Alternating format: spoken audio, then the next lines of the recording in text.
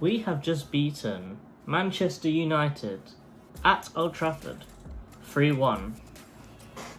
Tell me something! You can't tell me nothing!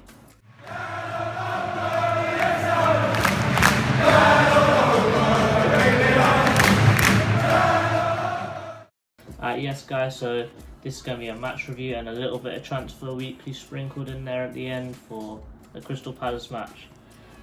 Crystal Palace 3, Manchester United 1 at Old Trafford.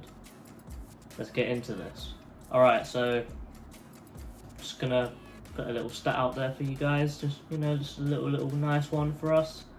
Our last 5 visits to Manchester, just in general, Man City, Man United, last 5 times we've gone there, unbeaten in 5 in Manchester. That's crazy. I really it's mad just think about that. Crystal Palace are a threat in Manchester, really. That teams up there will see us and think, damn, we might drop points today if we don't knuckle down.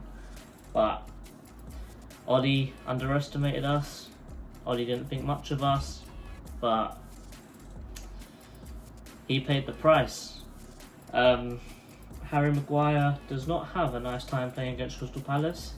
He has a 9 game aggregate against Crystal Palace playing against us.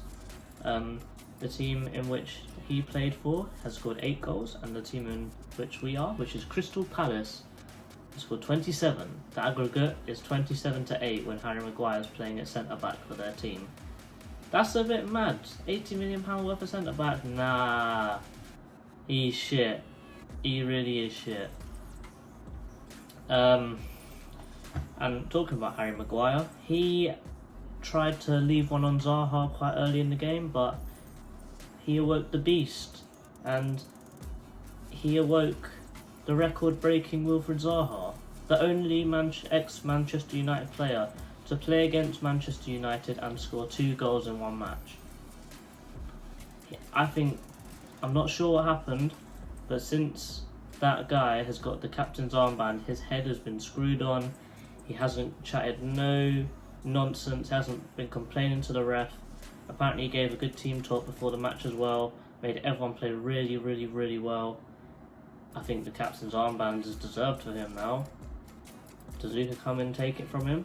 I don't think so. I think that armband keeps him a level head, gets him knuckled down, and he had one of the best performances I've ever seen of this man.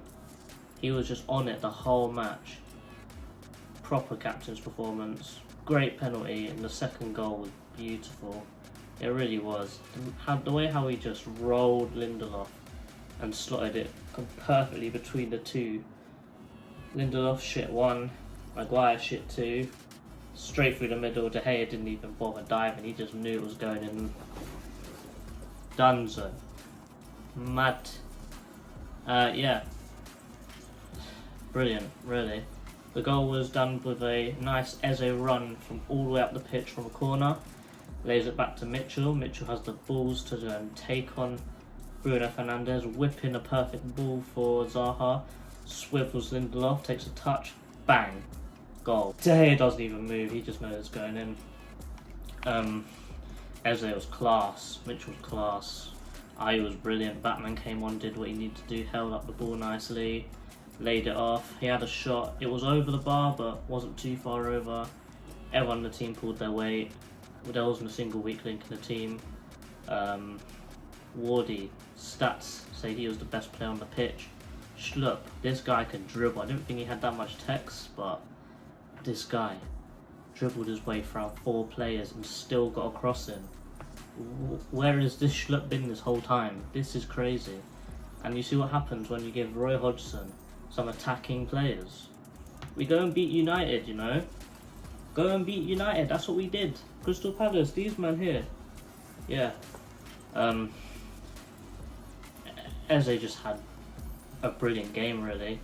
Like, he had multiple times where it was a corner, he just ran with the ball, he kept the ball nicely, took on a few players. He had one chance to slip in Zaha for his hat-trick, but I think Zaha needs to learn to check his run a bit more, Could have scored more, Zaha. He if he checked his run first time, could have got his hat trick. He could have got 4. Really, we could have scored 6 or 7 this game, even without the penalty incident. Yeah, let's talk about that. Penalty incident. I think the penalty incident was a bit weak. I'll be pissed off if that was against us. But to be fair, the more and more you watch it, this is not a natural arm movement. The more and more you watch it at full speed, it looks like he tries to smack the ball so it doesn't go in the goal. Penalty, yeah. Ayu's penalty was shocking. Never put that guy on penalties again. I know his confidence is probably low now, but he had a good game. I don't think that the penalty should be thought about that much. I get it, if VAR didn't save us for the off the line business, it would have been horrible. We probably could have lost the game after that, in written honesty. But Zaha blasted it home. Been saying it for a while. I want to see what it's like with him taking a penalty, because I don't think he'll know where it goes. So how the hell's a goalkeeper going to know where it's going to go? Yeah, midfield, 2-man midfield. I'm calling it the McAfee virus. The antivirus midfield shuts down Pogba, shuts down Bruno. But did McTominay even play? He was shit, man. They ran the midfield. They were closed, they were wide when they needed to be, they closed down together. Pogba, non-existent. Bruno, non-existent. Listen, yeah, James McCarthy, Ronaldo chopped this man. Imagine being Bruno Fernandes, £50 million player. Ronaldo chopped by James McCarthy. Are you mad? There's too much to talk about. It was just such a brilliant game. Sako and Chiku Kuyate. I'm sorry to anyone that thought that Sako wasn't ready to play again, but this guy, masterclass. He had his one Sako moment where they did score, because Sako has that one moment every match where he has a howler of a moment, but after that moment they scored, we knuckled down again, we was in there, solid. Gaeta didn't have anything to do really. He had one shot to save from Pogba where he could have went far post, but he went near post, but Gaeta knew that anyway. Every single time it was on the break, we looked like it was going to score. All of our front players, Zaha, Batman, Ayu, Townsend had a class game, Eze. Every time they were running, every time they were going forwards, they beat their man. It was like cutting through butter with a knife. Their defence is shocking. How are they a top 6 team? Listen, yeah, if they play like that, Wolves and Leicester are going above them. They are finishing 9th this season if that's how they play. Yeah, every break looked like we were going to score. We looked so dangerous. Penalty is bit weak. VAR saved us again with a little bit over the line, but it was over the line, and it is a new rule, so you can't argue with rules. I'd be pissed off, but it is a rule, and it's got to be stuck to. Okay, I'm still mind blown. It's the next day. I had to calm down a bit because me and my dad got a little bit too drunk last night because of celebrating. I was sweating just watching the match. It was insane. Anyway, on to Transfer Weekly now. So, Transfer Weekly, there isn't much to talk about, but it is kind of interesting. So, rumours, Sorloth has been sold for £20 million to Leipzig. Because of the disagreements between us and Transport, we're both going to split that 10 mil, or we get 10 mil, they get the rest, basically. And it looks like some Turkish team, I think Fenerbahce trying to buy, and Club Brugge are trying to buy Benteke for about 10 mil, that means 20 mil.